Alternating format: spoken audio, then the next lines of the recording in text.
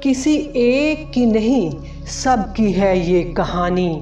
دباؤ اور تناؤ میں گزر رہی ہے زندگانی۔ زندگی وقت کے بہاؤ میں ہے، یہاں ہر شخص کیوں تناؤ میں ہے۔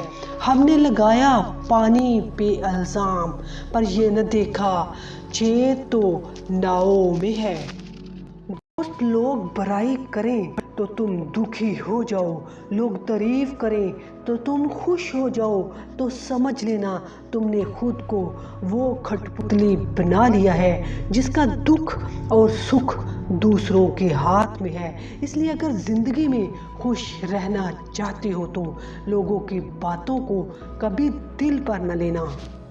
اگر زندگی میں کامیابی، خوشی اور سکون چاہتے ہو تو شکوے شکایات کی بجائے شکر گزاری کو اپنا لو۔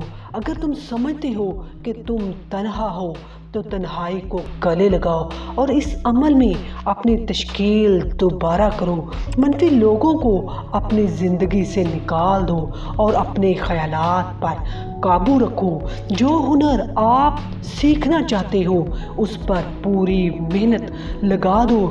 زندگی میں جو کچھ حاصل کرنے کا سوچا ہے ضرور حاصل کرو، پیچھے نہ ہٹو اور اپنی ہر غلطی سے ضرور سیکھو۔ دوست منزل چاہے کتنی ہی اونچی کیوں نہ ہو، راستے ہمیشہ پیروں کے نیچے ہی ہوتے ہیں۔